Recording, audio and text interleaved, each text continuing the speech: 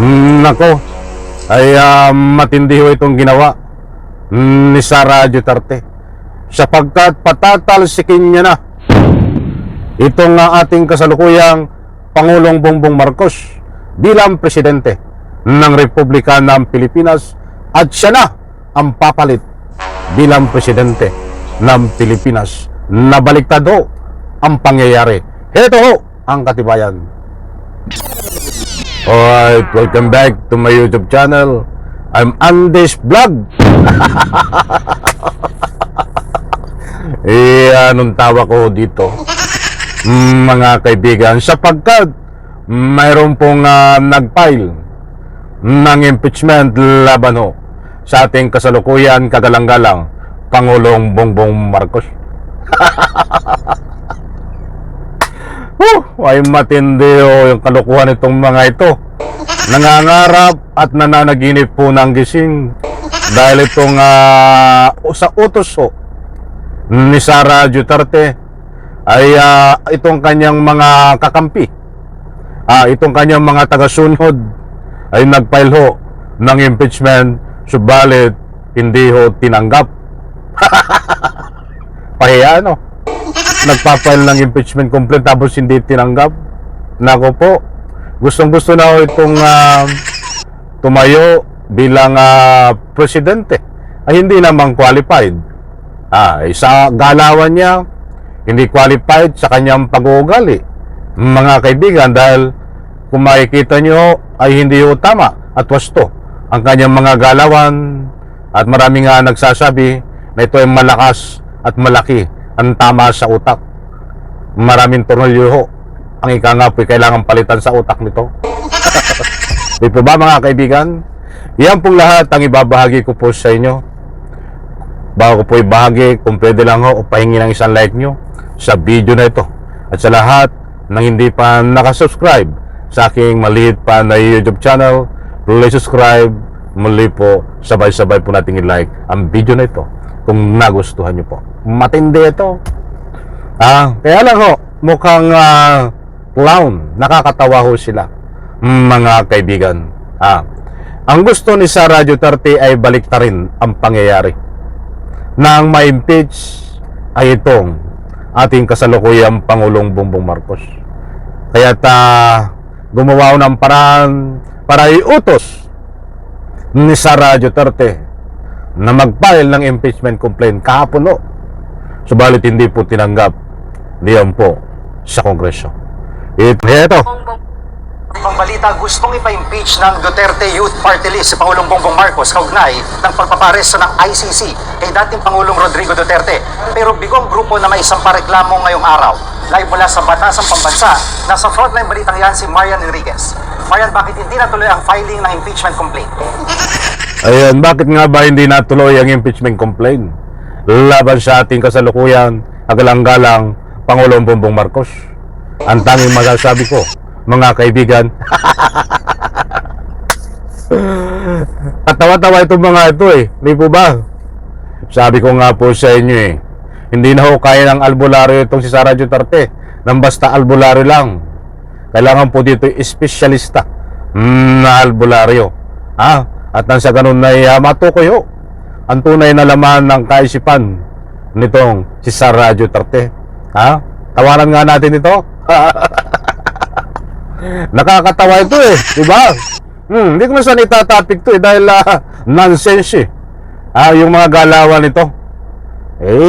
Marami ang nagbibigay ng anumang public opinion kung ano daw po ang katotohanan dito sa pag-file ng impeachment laban ho sa ating kagalang-galang Pangulong Bongbong Marcos. Ito po. Yes, Jiggy, nauwi nga sa wala yung plano sanang paghahain ng Duterte Youth Party List ng unang impeachment complaint laban kay Pangulong Bongbong Marcos. Kasalasan kasi yung House Secretary General yung dapat natatanggap nitong reklamo pero wala siya sa kanyang opisina. Bandang alas 3 ng hapon nang pumunta nga ang grupong Duterte Youth Party List sa opisina ng House Secretary General sa pangunguna ng chairman nito na si Ronald Cardema. Sinubukan nilang maghain ng impeachment complaint laban kay Pangulong Bongbong Marcos. Dalawang grounds for impeachment ang tinukoy sa reklamo, kabilang ang culpable violation of the Constitution at betrayal of public trust. Matapos daw pahintulutan ni PBBM ang pag-aresto at pag-turnover kay dating Pangulong Rodrigo Duterte sa International Criminal Court. Ayun mga kaibigan, ang dahilan daw, nagwawala itong si Sara Duterte. Kaya't siya ay inutos na mag-file ng impeachment complaint dito sa kanyang mga tao dahil hindi niya matanggap na ang kanyang tatay ay pinakidnap daw at pinadala diyan ho sa Dahig, Netherlands. Huwag kang mag-alala, Sara Duterte, kasama ka din dyan sa dadalhin. Malapit na sa katotohanan. Ang masasabi ko lang muli, nakakatawa ito. Di po ba? Ito pa. Basta masasabi ko lang, nakakatawa kayo. O ICC, kaugnay ng kinaharap niyang kasong crimes against humanity sa madugong war on drugs. Git ni Cardema, sana raw ay binigyan ng pagkakataon na litisin sa lokal na hukuman si Duterte. Hindi rin daw sapat na yung mga kalihim at general na nag-implement ng arrest warrant ang inireklamo sa ombudsman dahil malinaw na sumusunod lang daw sila sa kumpas ng Pangulo. Alinsunod sa protocol sa paghahain ng impeachment, mismong Secretary General dapat ng Kamara ang tatanggap sa reklamo para ang masasabi ko po. Nakakatawa kayo. Wala na. Finish na. Kahit anong gawin nyo nga paglihis ng isyo, ang patutunguhan ng iyong amo itong nagsampa at magsasampa. Subalit napahiya, hindi po tinanggap dahil may rason no. Itong kongreso ay kahit anong gawin nyo, makipagsangkot pa kayo, kahit anong gawin na utos ng inyong amo na si Sara Duterte, ay isa ang patutunguhan nito and the end ay may impeach diyan sa Senado itong si Sara Duterte. Malapit na yan. Ito pa. verify at saka i-refer ito sa opisina ng House Speaker. Yun nga lang, hindi pa formal na naisampan ni Cardema ang impeachment complaint dahil may strategic planning daw ang opisina ng SecGen mula May 6 hanggang May 8. Tayong mga buhay na Pilipino ang pinagbabasihan ng soberanya. Kaya nung sinurrender mo ang isang Pilipino sa mga dayuhan, nung araw na yon, March 11, sinurrender mo ang soberanya ng bansa. So, yun ang culpable violation of the Constitution. Ay malaki din ng sapak nito sa ulo. Ayaw na kitang patulan dahil walang kwenta yung pinagsasasabi mo. Anong sinasabi mo mga soberanya?